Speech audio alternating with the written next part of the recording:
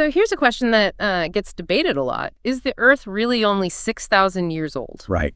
It sounds simple, maybe, but it opens up a whole world of history, science, interpretation. Right. It's actually pretty complex. Absolutely. And I know our listeners want to get a good handle on these kinds of topics, understand the different sides without getting lost in the weeds.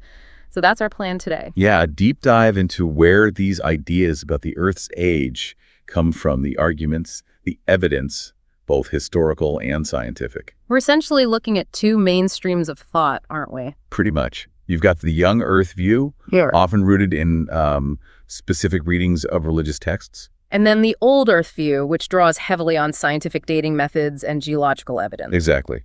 But there's also a fascinating third angle, suggesting maybe the original texts weren't even trying to answer the scientific how old question in the first place. Okay, interesting. Let's start with the young Earth idea. That seems closely tied to one particular figure, right?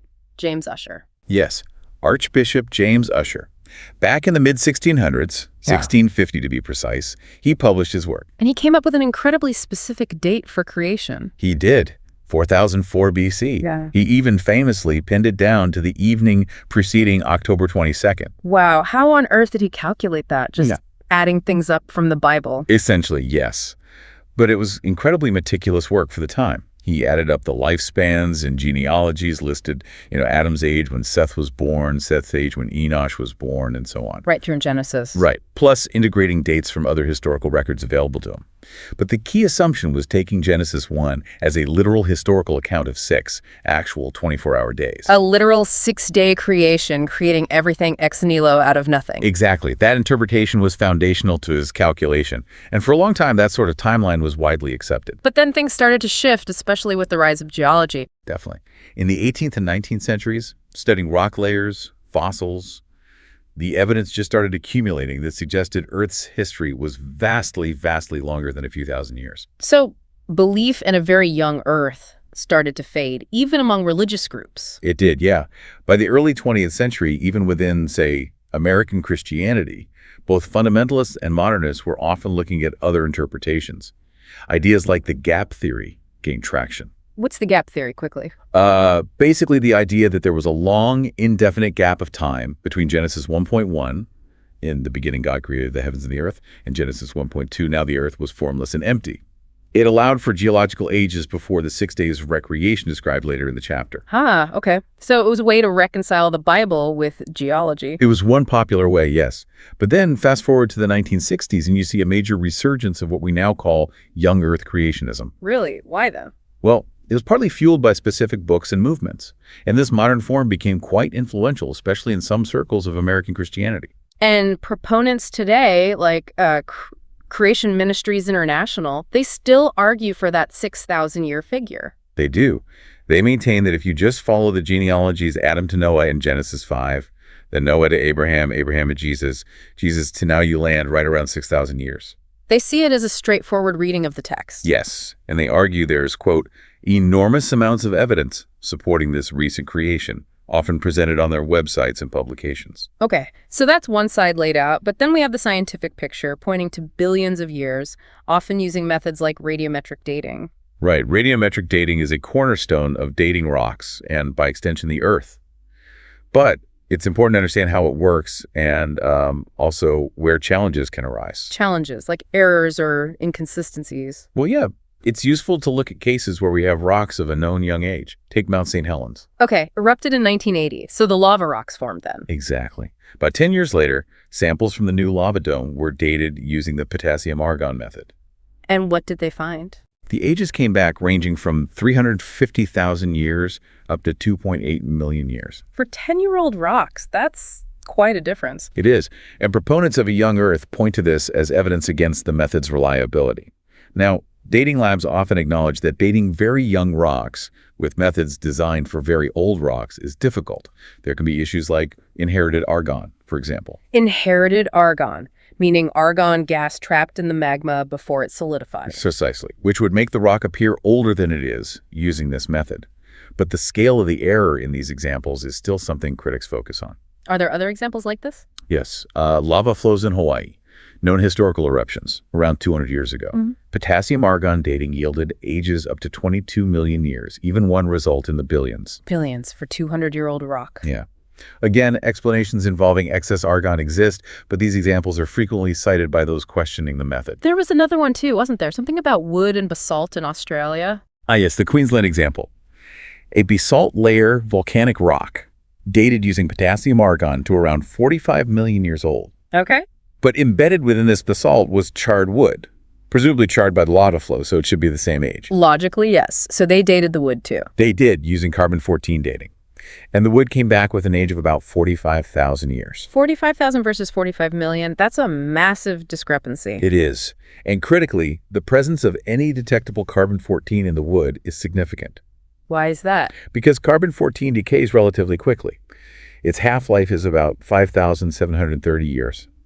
After, say, 100,000 years, there should be virtually none left.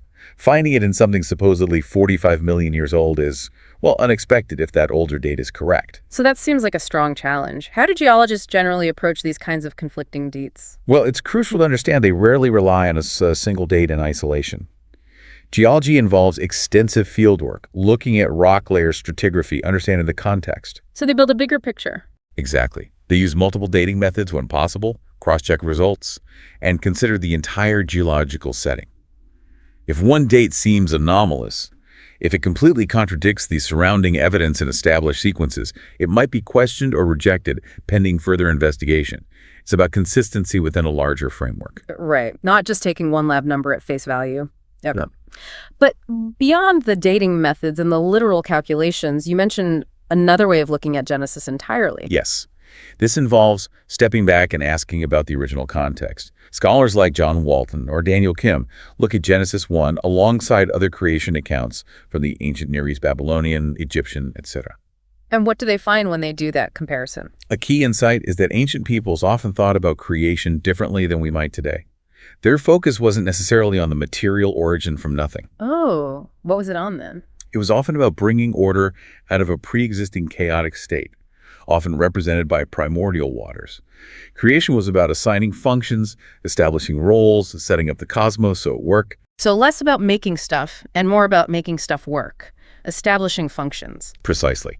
The primary questions seemed to be who was in charge and what is the purpose, or why was order established? Not necessarily how were the raw materials made, or how long did the material process take. So applying that lens to Genesis 1, how does it change the reading?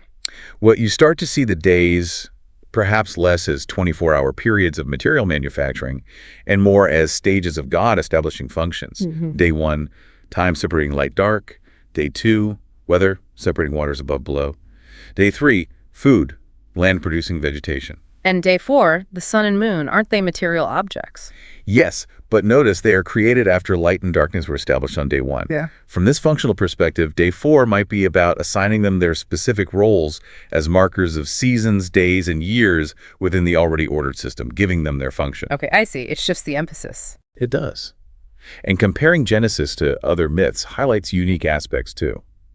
While other myths might have gods creating humans basically as slaves to feed them, Genesis portrays God creating an ordered world for humanity, desiring a relationship with them. So the purpose is different. Very different. From this viewpoint, Genesis 1 is primarily a theological story. It's about God, the sovereign creator, bringing order and function out of non-order, establishing a cosmic temple, if you will, where he can dwell with humanity. So it's not trying to be a science textbook chapter on cosmology or geology. That's the argument. It's answering theological questions about God's sovereignty, purpose, and relationship with us, using concepts and frameworks understandable to its original ancient audience. It's not necessarily addressing our modern scientific questions about material origins and timelines. Does that mean God didn't create the materials? Not necessarily. It's perfectly possible within this view that God did create the material universe during this ordering process. The point is that the focus of the Genesis 1 text itself seems to be on the ordering and functioning, not the material manufacturing process or its duration in human time. The Bible isn't explicitly addressing that specific question there. Okay, so wrapping this up, we have these distinct approaches. A literal reading of genealogies leading to a young Earth around 6,000 years. Right.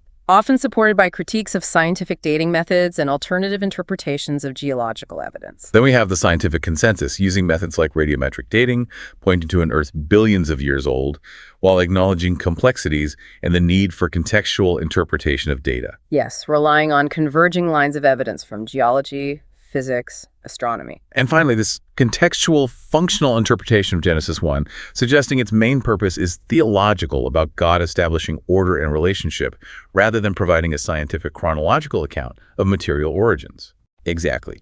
Each approach works within a different framework, asks different questions, and prioritizes different kinds of evidence or textual interpretation. Understanding those different frameworks is really the key takeaway here, isn't it? Seeing why people arrive at such different conclusions. Absolutely. It's about understanding the starting assumptions and the interpretive lenses being used. So here's a final thought for everyone listening. If we consider the possibility that Genesis 1's primary focus is on order, function, and God's relationship with humanity, how does that change how we read those opening chapters? Yeah, and how does it affect the conversation between faith and science?